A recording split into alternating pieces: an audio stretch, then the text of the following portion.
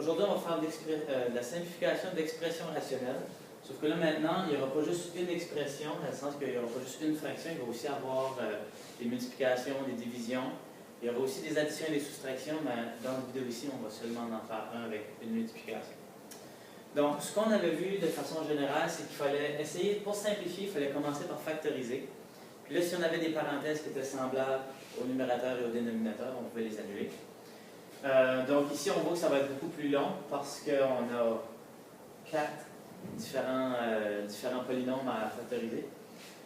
Ça fait que ça va se diviser en 4 problèmes. Puis après ça, on essaiera de voir s'il y a des choses qu'on peut annuler. Puis il ne faut pas oublier, juste avant de faire ça, d'écrire nos restrictions. Dans ce cas ici, c'est qu'on ne peut pas diviser par 0. Peut-être juste faire aussi un petit retour sur comment on multiplie des fractions. Ça fait que si jamais je vous donne 2 tiers fois 4 cinquièmes, par exemple, qu'est-ce qu'on fait d'habitude? C'est qu'on multiplie les numérateurs ensemble, donc 2 fois 4.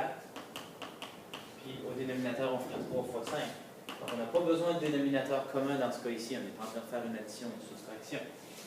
Ça fait qu'ici, un coup que j'aurai factorisé, dans le fond, je pourrais tout mettre ça sur une fraction. Puis là, on pourrait annuler les choses qui sont semblables. Fait que je vais commencer à faire la factorisation de tous les polynômes qu'on a ici. Ça fait que je vais commencer par mon x3 plus 8. Puis là, je vais tout faire des 4. Après ça, on réécrira qu'est-ce qu'on avait comme fraction. Au début, je vais le réécrire avec toutes les factorisations faites. Fait que le premier, c'est qu'on a x3 plus 8. Bon. Si on se souvient bien, ces problèmes ici, quand il y a des x3 et on veut les factoriser, il faut que je commence par faire le théorème du reste, jusqu'à temps que ça me donne 0. Puis là, habituellement, on sort les facteurs de 8 et les facteurs de 1. Mais dans ce cas ici, parce qu'il n'y a pas de x carré ou de x, c'est beaucoup plus facile de seulement mettre ça égal à 0. Comme ça, je pourrais isoler moi-même mon x, puis je saurais déjà c'est quoi le facteur qui me donne un théorème qui me donne un reste de 0. Fait que dans ce cas ici, on a x3 égale à moins 8. Et là, on fait la racine cubique. Et là, ça fonctionne. La racine cubique de moins 8, ça donne moins 2. Donc, ce que je suis en train de dire, dans le fond, c'est qu'un des facteurs de x cube plus 8, c'est x plus 2. Donc, ce qu'on va faire maintenant, c'est la division synthétique pour trouver c'est quoi l'autre parenthèse. Donc, je place ma restriction, je place mes termes. Ici, j'ai 1x3, 0x2, 0x, et mon dernier nombre, lui qui n'a pas de variable, est 8. Et là, on va faire comme d'habitude. Le premier nombre, je le descends, je multiplie mon moins 2 par 1, ça fait moins 2. Je mets ça ensemble, ça fait moins 2. Moins 2 fois moins 2, ça fait 4. 0 plus 4, ça fait 4. Et finalement, moins 2 fois 4, ça fait moins 8. Qui me donne un reste de 0, mais ça, on le savait déjà que ça allait être un reste de 0. Donc, ce qu'on est en train de dire, dans le fond, c'est que le premier terme, lorsque je le factorise, j'ai x plus 2 dans une parenthèse.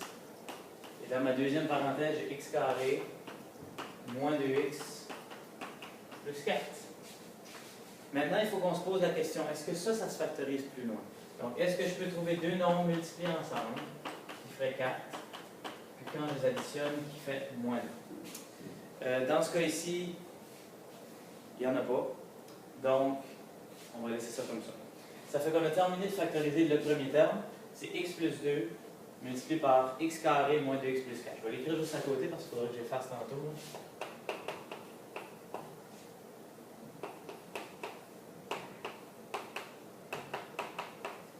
Bon, donc ça c'est ma première factorisation. On va continuer, on va maintenant factoriser ce qu'on a au dénominateur. Ici on a x carré plus x moins 2. Donc, de quelle façon qu'on va factoriser ça? Bien, on va se servir de la méthode du produit somme. Donc, deux nombres multipliés ensemble, qui fait moins 2, mais lorsque je les additionne, il fait 1. Donc, dans ce cas ici, est-ce que deux nombres? Bien, on voit que 2 fois moins 1 fonctionnerait. Donc, parce que 2 fois moins 1 fonctionne, et parce que j'ai un 1 devant mon x carré, je peux déjà écrire mes deux parenthèses.